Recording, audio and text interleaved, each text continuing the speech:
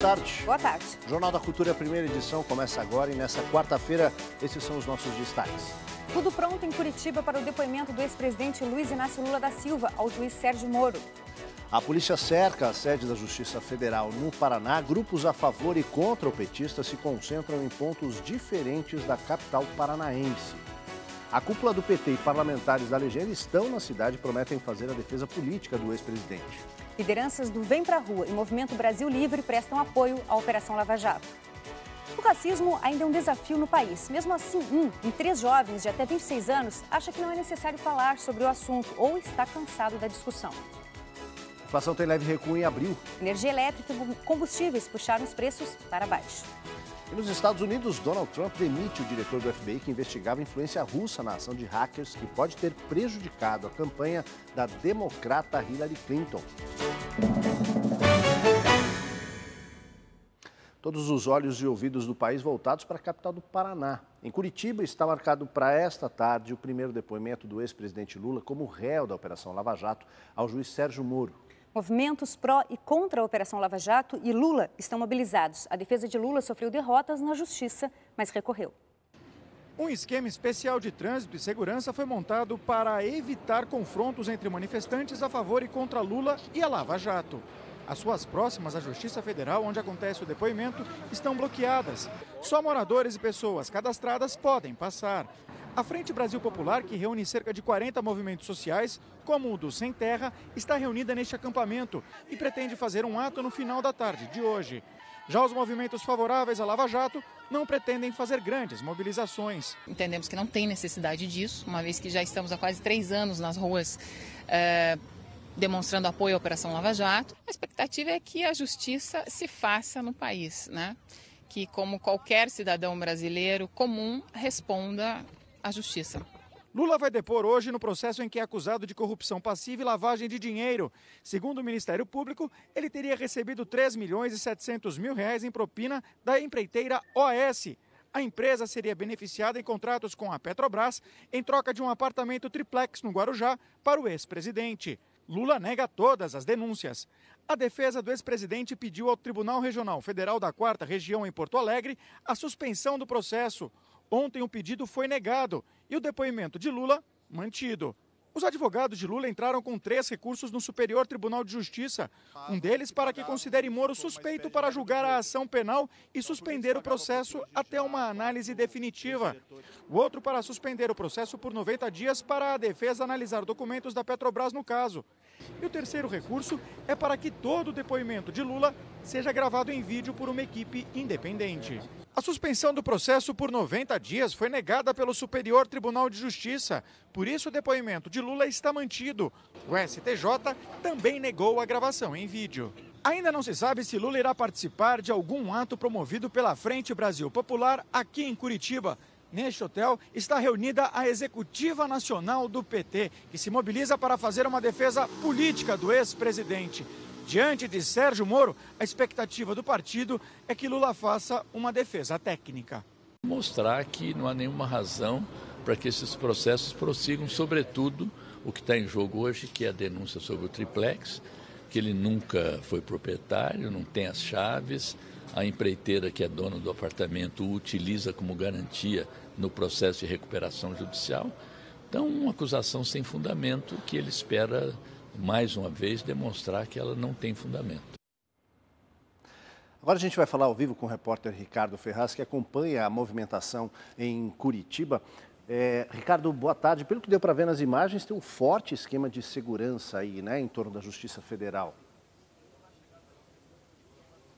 Boa tarde, Aldo. Boa tarde a todos. Exatamente isso. Cerca de 200 homens aqui da Polícia Militar, da Tropa de Choque, fazem o isolamento completo do Fórum Federal. A todo momento a gente vê policiais escoltando moradores aqui da região que foi isolada e também controlando todo o movimento aqui de qualquer pessoa estranha. O fórum foi praticamente fechado hoje para o depoimento de Luiz Inácio Lula da Silva. Inclusive, os prazos regimentais foram suspensos e a única atividade que acontecerá aqui será, de fato, esse depoimento. Luiz Inácio Lula da Silva já está aqui na capital paranaense. Ele chegou por volta das 10 horas em um jatinho fretado e, neste momento, aguarda o horário, né, do depoimento chegar, por volta de 2 horas da tarde, para se dirigir aqui para o bairro do AU, onde fica o Fórum Federal. Lula está na companhia da ex-presidente Dilma Rousseff, também de correligionários, o presidente do partido Rui Falcão, deputados, senadores do PT. O depoimento irá acontecer no segundo andar, numa sala aqui, e somente serão autorizadas as entradas dos advogados, dos integrantes do Ministério Público, os procuradores e, obviamente, do depoente Luiz Inácio Lula da Silva.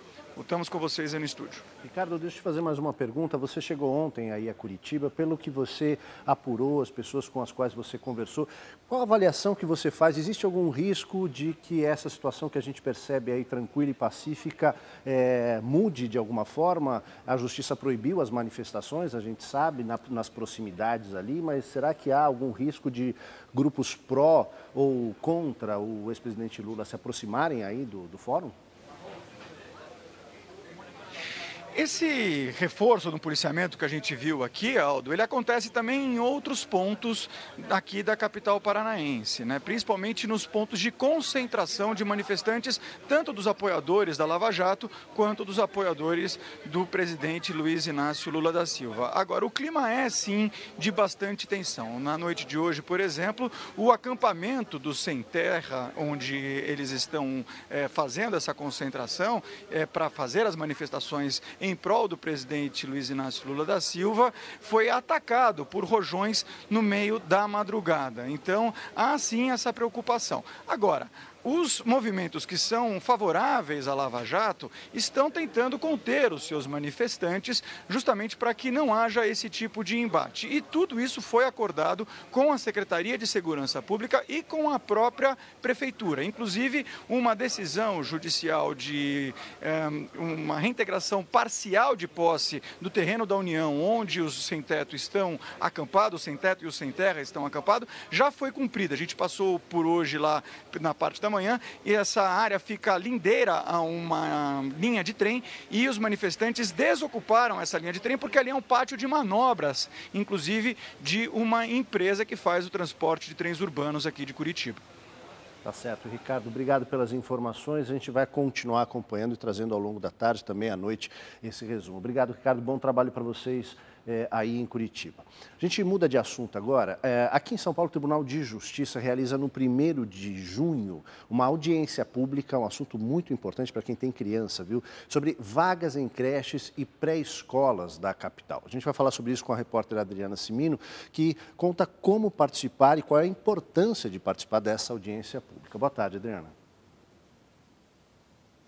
Oi, Aldo, uma boa tarde para você, boa tarde para todo mundo. As informações obtidas nessa audiência pública, elas vão ajudar a Justiça a cobrar políticas mais eficientes para a educação infantil da Prefeitura. A gente vai conversar agora com o desembargador José Carlos Gonçalves Xavier de Aquino, que é decano do Tribunal de Justiça. Doutor, quais tipos de demandas poderão ser trazidas pelas pessoas? Boa tarde. Boa tarde. Qualquer tipo de demanda, desde que seja pertinente ao assunto creche, local, horário, período integral. Quer dizer, a sociedade civil sabe aonde aperta o seu calo. Ótimo, muito obrigada pelas suas informações. A participação popular, portanto, é essencial nesse processo. A audiência pública vai acontecer no dia 1º de junho, no Palácio da Justiça, que fica aqui na Sé, às 10 horas da manhã. Para participar, tem que se inscrever pelo e-mail decano@tjsp.jus.br e as inscrições são até o dia 26 de maio. Aldo. Obrigado, Adriana, pelas informações. Ana. Estudantes de baixa renda da capital paulista aprendem a fazer projetos em impressoras 3D e ampliam o conhecimento em tecnologia e inovação. O contato com equipamentos de ponta ajuda na criatividade e no pensamento crítico. No monitor, um projeto. Na cabeça, um sonho. Fazer uma faculdade, ajudar minha família, ter uma vida melhor. Para o Bruno, o futuro começa hoje. Vou ter mais agilidade para usar essas tecnologias e no futuro vai ser um mundo assim mais avançado. O objeto que nasce nesta impressora 3D parece simples, mas tem um significado importante para estes jovens. Eles participam do projeto Área 21, um laboratório de experimentação e projetos montado na Zona Sul de São Paulo, numa parceria do governo estadual, empresas e entidades do terceiro setor. Nos próximos 6 meses, 240 estudantes de 14 a 17 anos, todos de escolas públicas, terão uma série de desafios. E com eles vão desenvolver aptidões como criatividade e pensamento crítico. Eu acho que eu vou poder aplicar na minha área de trabalho. Eu ainda não sei o que eu vou fazer quando crescer, mas acho que vai ser importante para o meu futuro. Aqui no projeto, a realidade virtual é só mais uma das ferramentas que abrirão para estes jovens as portas do século XXI. Quais são essas profissões do futuro do século XXI, de programação, de robótica, de carros autônomos, inteligência artificial, e como nós podemos prepará-los para esse futuro que é emergente? Ao mesmo tempo, que eles possam fazer a conexão desta tecnologia com o mundo real, com o seu dia a dia, com o seu cotidiano e com o seu desejo de profissão no futuro. Ainda sobre educação, maio é o mês que se comemora, se lembra a abolição da escravatura e tem uma promoção, vamos dizer assim, cidadã aí. A Faculdade Zumbi dos Palmares oferece 50% de desconto nas matrículas feitas neste mês para os cursos do segundo semestre do ano. A gente vai conversar agora com a repórter Maria Manso, que tem mais informações para a gente. Boa tarde, Maria. Boa tarde, Aldo. Boa tarde para todo mundo. Como você disse, nesse mês de maio se comemora a abolição dos escravos, dia 13 de maio. E para promover uma discussão maior da inclusão dos negros na educação e também no mercado de trabalho, é que a Faculdade Zumbi dos Palmares dá esse desconto de 50% no valor da matrícula. Além disso, 50% das vagas também são destinadas aos negros. O reitor, o José Vicente, vai falar para a gente os candidatos, como conseguem se inscrever para aproveitar esse desconto agora no mês de maio. Olha, eles podem vir diretamente aqui na Zumbi, que é pertinho do lado da estação Armênia do metrô, ou podem fazer esse trabalho também acessando a internet, zumbidosPalmares.edu.br. Não é? Quais são os cursos, professor? Os cursos são de Direito, Administração, Pedagogia, Recursos Humanos, Segurança Privada e Publicidade, em que eles podem escolher em qualquer desses para realizar seu grande desejo e a sua grande realização. Por que ainda é importante discutir a inclusão do negro? Porque ainda nós temos dificuldades sérias de inclusão do negro na sociedade brasileira e porque fazer essa defesa é garantir a liberdade, é garantir a sua abolição. Então nós estamos aproveitando o 13 de maio para discutir como se manter a liberdade. E liberdade se mantém com conhecimento e com a possibilidade de realização pessoal e profissional. Então, são cursos de qualidade, são cursos em que você tem uma vivência extraordinária e são cursos que o candidato já sai com a possibilidade de emprego garantido nas melhores, mais prestigiadas empresas da nossa cidade. Muito obrigada, professor. Lembrando que os valores das mensalidades aqui na Zumbi dos Palmares também é super acessível. Informações repetindo zumbidosPalmares.edu.br. Aldo. Maravilha, obrigado, Maria, professor José Vicente, que é um exemplo aí, de liderança na nossa sociedade fundamental. Ainda sobre esse assunto, o preconceito racial no Brasil, você sabe, é crime inafiançável, mas também é uma situação estrutural, Muitas vezes o racismo é velado em meias palavras ou até olhares até de reprovação, Em uma pesquisa, Aldo, feita entre estudantes, mostrou que, apesar de os jovens entenderem que ele existe, o preconceito, e precisa ser combatido, muitos não sabem como ou não querem fazer nada a respeito. Maria Angélica já sentiu na pele muitas vezes o preconceito. No trabalho, na faculdade, em todos os locais, assim, tá inerente nas pessoas, O preconceito racial é bem forte ainda. Uma agência de estágios que atua em todo o país realizou pesquisa com 20 mil jovens entre 15 e 26 anos para saber como enxergam a questão de diversidade de raças na sociedade. Apesar da metade admitir que existe preconceito velado, 1 em 3 acha desnecessário falar sobre o problema ou já está cansado da discussão. O racismo, na verdade, no Brasil ele é escancarado mesmo, Só que a gente tem um pouco de vergonha. O racista nunca vai dizer que é racista. Ele sempre vai dizer era uma brincadeira. Isso é uma forma de naturalizar o racismo que é tão corrente nas relações de trabalho, nas relações pessoais no país. Para Maria Angélica, o racismo precisa ser discutido e combatido diariamente. Lutar contra, né? Para que não continue, que não prevaleça. E que nossos filhos também tenham como se defender, como se impor e como ocupar os espaços da sociedade. Ignorar o abismo de desigualdade entre brancos e negros no Brasil é tentar tapar o sol com a peneira. Negros e pardos são maioria na população brasileira e são também o grupo mais vulnerável econômica e socialmente. 7 em cada 10 famílias que recebem o Bolsa Família são chefiadas por negros. Eles são maioria entre os desempregados. O tempo médio que ficam na escola é menor. A taxa de analfabetismo dos negros é 2 vezes maior do que a da população branca. E a renda é, em média, 40% menor. Mais do que cotas, a população negra precisa de políticas públicas que lhe garantam condições iguais de competir no mercado de trabalho. E de respeito, muito respeito. Agora uma notícia animadora no cenário econômico. A energia elétrica e os combustíveis mais baratos ajudaram na queda da inflação em abril. De acordo com o IBGE, esse foi o 3º mês seguido de desaceleração do IPCA. A inflação oficial perdeu força de março para abril, passando de 0,25% para 0,14%. Já em abril de 2016, o IPCA havia ficado em 0,61%. Nos últimos 12 meses, o índice caiu para 4,08%, a menor taxa em 10 anos. Com isso, a inflação ficou abaixo da meta do Banco Central para o ano, que é de 4,5%. Agora, outras notícias nacionais. Uma pesquisa mostra que 4 em 10 consumidores brasileiros não controlam os gastos com o cartão de crédito. Começam a valer hoje as novas regras para cancelamento dos planos de saúde.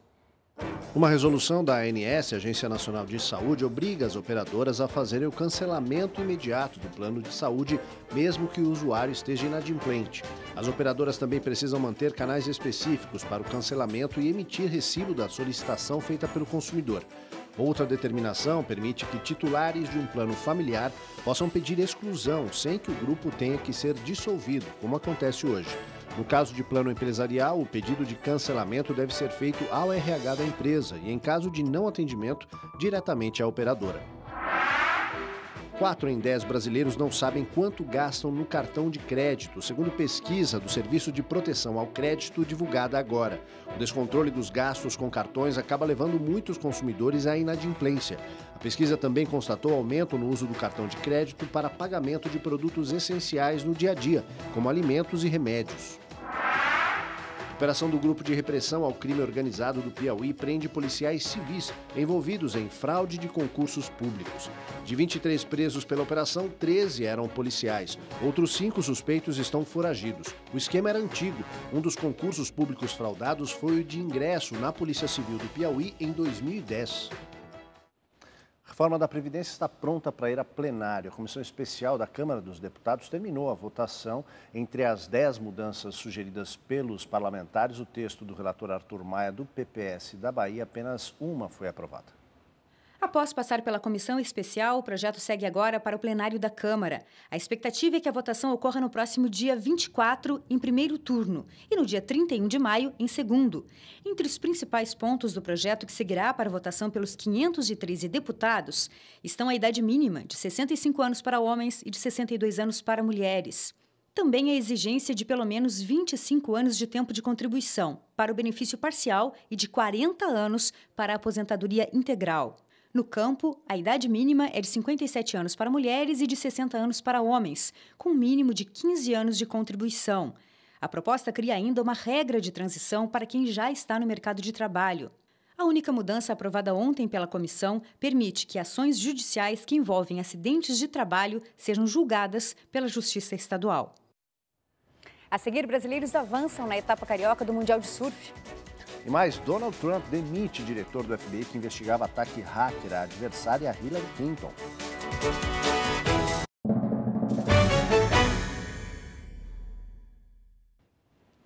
Estamos de volta com as notícias internacionais. O presidente dos Estados Unidos, Donald Trump, surpreendeu mais uma vez ao demitir nesta terça-feira o diretor do FBI. James Comey investigava denúncias sobre uma suposta interferência da Rússia nas eleições do ano passado para beneficiar o republicano. De acordo com o porta-voz da Casa Branca, o presidente aceitou a recomendação do procurador-geral para demitir o diretor do FBI, James Comey. A recomendação cita a maneira como Comey tratou do escândalo do ano passado, envolvendo e-mails da candidata a presidente Hillary Clinton. Os democratas relacionaram a decisão do presidente norte-americano ao massacre de sábado à noite de 1973, que o então presidente Richard Nixon demitiu um promotor especial independente que investigava o escândalo de Watergate. O mandato de Comey iria até setembro de 2023. Moon Jae-in tomou posse como presidente da Coreia do Sul nesta quarta-feira para um mandato de 5 anos, um dia depois de vencer a disputa eleitoral com 40% dos votos. No discurso de posse, Moon disse estar disposto a visitar Pyongyang no momento em que a tensão entre os dois vizinhos está muito elevada. E destacou que manterá negociações sérias com os Estados Unidos e com a China sobre o sistema de escudo antimísseis americano instalado no território sul-coreano. Pequim considera o escudo uma ameaça à sua capacidade militar. O novo presidente sul-coreano também defende uma emancipação da tutela dos Estados Unidos. O governo da Turquia considerou nesta quarta-feira inaceitável e um erro que precisa ser retificado a decisão adotada pela Casa Branca de fornecer armas às milícias curdas YPG na Síria para lutar contra o Estado Islâmico. A Turquia classifica o YPG um grupo terrorista. Ankara teme que os curdos ampliem o seu controle em territórios ao norte da Síria, perto da fronteira com a Turquia.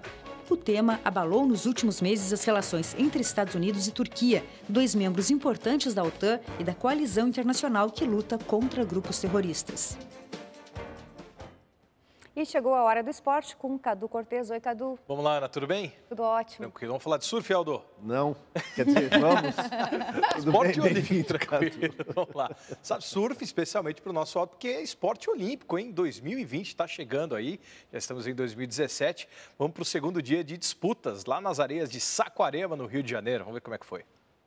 Iago Dora deu um show e arrancou aplausos da torcida, demonstrando muita personalidade. O surfista de apenas 20 anos eliminou o top Koloy Andino com uma vitória por 14-27 a 13-23.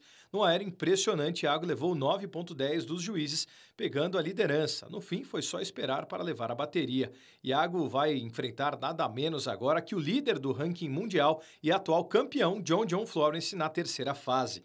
Na bateria seguinte, Gabriel Medina e Gessé Mendes. Medina abriu a bateria com uma onda de 4 rasgadas e um pequeno aéreo. A nota, porém, foi um modesto 1,5. Aproveitando a mesma série, Gessé costurou a onda, fez mais manobras e levou os 5,83 dos juízes.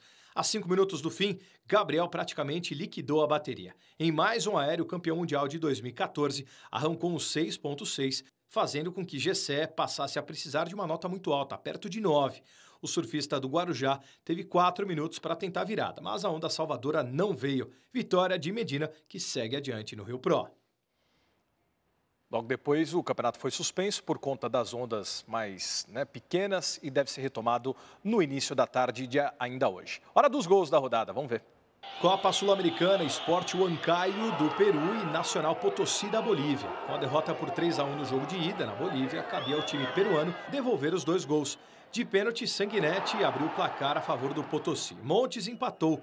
Montiel acertou um belo chute, mas os bolivianos seguraram o resultado e estão na próxima fase. Pelo mesmo torneio, a Ponte Preta fez bonito contra o Gimnasia La Plata. Ravanelli cobrou falta e Elton de cabeça colocou o time brasileiro em vantagem. Em 2 minutos, Rinaldo deixou tudo igual. Mas Aranha brilhou no restante do jogo e garantiu a macaca na próxima fase da competição. Liga dos Campeões da Europa. Depois de dar 2 assistências na vitória por 2-0 no jogo de ida, Daniel Alves fez o cruzamento para Mandzukic abrir o placar e depois marcou um golaço para ampliar a vitória diante do Mônaco.